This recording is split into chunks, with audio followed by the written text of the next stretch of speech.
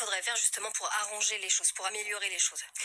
Alors, nous, on demande des contrôles des foyers. Il y a quand même un budget alloué à la protection de l'enfance qui est quand même pas négligeable. On est à 9 milliards d'euros. C'est donné à, comment dire, l'État distribue cet argent-là aux 101 départements, sans aucun contrôle. Et chaque département fait ce qu'il veut. Donc nous, ce qu'on demande, c'est un contrôle sur l'argent et un contrôle de ces foyers, de ces maisons d'enfants. On a donc des inspections comme ça spontanées. Voilà, comme dans les prisons, on rentre et on voit ce qui s'y passe. Et aujourd'hui, on n'y arrive pas. On a des réticences.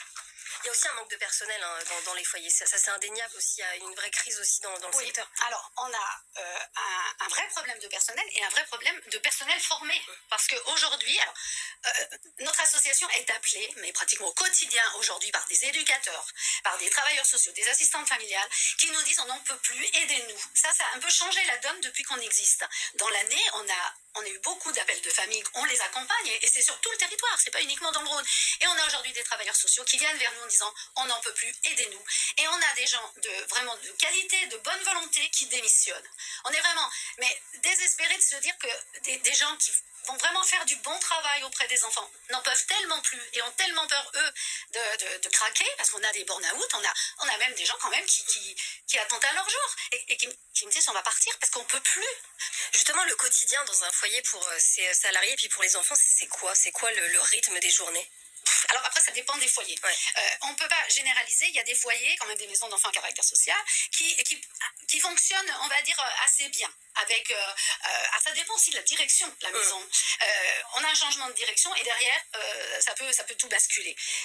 On a visité des maisons au moment de Noël, on a été distribuer des cadeaux. Ces maisons-là avaient l'air de bien fonctionner, étaient propres. Vous voyez, on n'avait pas des trous dans les murs, des lits un saccage de chambre.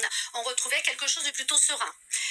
Donc, on en a quelques-unes. Et celle-ci, on voudrait aussi qu'elle fonctionne, faut quand même le dire. Mais on demande aussi que ces maisons d'enfants nous rejoignent et viennent le dire, viennent le démontrer. Non, on ne veut pas être à charge sur tout le monde.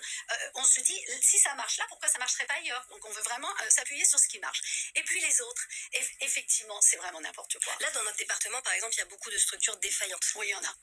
Il y en a, on les connaît, on nous envoie des photos, on nous envoie des choses. Maintenant, aujourd'hui, les gens, en tant qu'association, nous alertent et nous disent regardez ce qui se passe. Regardez, et on a vraiment des éléments, des preuves où vraiment les chambres, ça ne ressemble pas à une chambre, il y a des plafonds qui sont en train de tomber, et on est dans des maisons bourgeoises en plus. Donc il y a un manque de sécurité aussi au niveau de ces endroits, et puis des trous dans les murs qui ne sont pas réparés. C'est vraiment terrible. Je vous assure qu'on n'a pas le droit d'y laisser des enfants. C'est des enfants quand même.